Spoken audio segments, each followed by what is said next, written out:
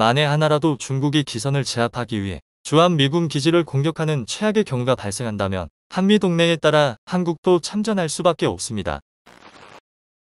지금 대만 해협의 긴장감이 어느 때보다 높아졌습니다. 중국은 최근 지속적으로 전투기, 폭격기, 조기 경보기 등을 동원하여 사상 최대 규모의 무력 시위를 펼치고 있습니다.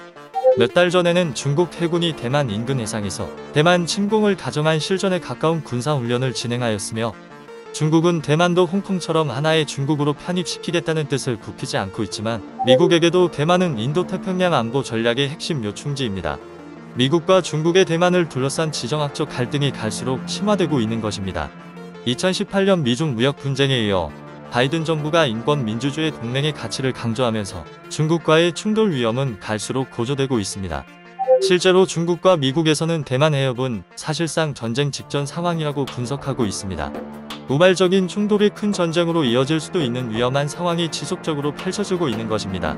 몇 달 전 펠로시 미국 하원 의장이 대만을 방문할 거라는 소식이 전해지자 일부 중국 내 과격 언론은 펠로시 의장의 비행기를 격추시키자는 주장까지 하기도 하였습니다. 실제 펠로시 의원이 대만을 방문하자 탄도미사일이 발사됐고 상륙 작전까지 염두에 둔 대규모 군사 작전이 펼쳐졌습니다. 시진핑이 사면임에 성공함에 따라 건국 100주년인 2027년에 대만을 무력 침공할 것이란 전망까지 나오고 있습니다. 그런데 실제로 전쟁이 정말 일어날까요? 아직까지는 이론적으로는 가능하지만 현실적으로는 쉽지 않아 보입니다.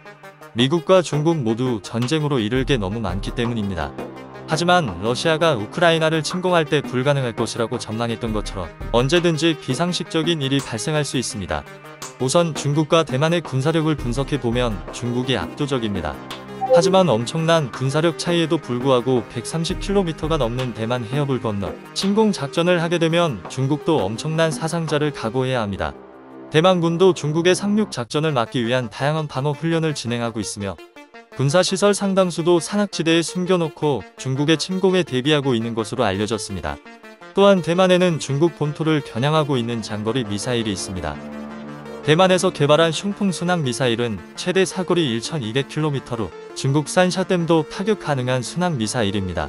만약 대만이 산샤댐을 주요 목표로 공격한다면 중국의 반격 능력을 마비시킬 수 있을 것입니다. 그리고 최근 대만은 우크라이나가 사용하는 무기를 주의 깊게 살펴보고 있습니다. 대만이 러시아 우크라이나 전쟁을 보며 선택한 무기는 바로 미국의 하이마스 고속기동 포병 로켓 시스템입니다. 하이마스는 장거리 사격이 가능하고 정밀도도 높으며 기동성도 뛰어나 우크라이나 군이 유용하게 사용하고 있습니다. 대만은 하이마스 29문을 배치할 계획이며 2024년 첫 번째 하이마스를 배치받을 계획입니다. 러시아 우크라이나 전쟁에서 볼 수 있듯이 하이마스가 대만에 배치된다면 중국이 3조 원을 들여 도입한 러시아제 S-300 심형 방공 미사일이 무용지물이 될 수 있습니다. 대만군은 하이마스를 통해 중국군이 상륙하기 전에 정밀 타격할 수 있을 것으로 예상하고 있습니다. 무엇보다 대만 뒤에는 미국이 있습니다. 미국 대만 관계법에는 대만 유사시 미국 의회가 대통령에게 건의에 참전할 수 있다는 조항이 들어 있습니다. 미국의 참전 가능성은 중국에게 가장 큰 부담일 수밖에 없습니다. 대만은 미국, 중국 모두 포기할 수 없는 태평양으로 뻗어나가기 위한 전략적 요충지입니다. 대만이 중국에 함락되면 미국의 인도 태평양 지역의 주도권도 빼앗길 수 있습니다. 그리고 미국 입장에서는 지정학적 가치뿐만 아니라 반도체 생산 시설 등도 전부 중요한 고려 대상입니다. 중국의 대만 침공은 우리나라 입장에서도 큰 문제입니다. 한국은 대만과 단교 상태지만 미국이 전쟁에 나선다면 동맹국으로서 외면하기는 쉽지 않습니다. 만에 하나라도 중국이 기선을 제압하기 위해 주한미군 기지를 공격하는 최악의 경우가 발생한다면 한미 동맹에 따라 한국도 참전할 수밖에 없습니다. 최근 미국 정부가 한국을 포함한 동맹국들이 대만의 방어와 지역 안정에 일정한 역할을 해야 한다는 뜻도 밝혔습니다. 대만도 우리와 같은 자유민주주의 가치를 공유하고 인도 태평양 문제는 한국과도 공통의 이해관계가 직결되기 때문입니다. 대만을 둘러싼 복잡한 갈등은 주변국에도 바로 영향을 미치는 만큼 면밀히 주시할 필요가 있습니다.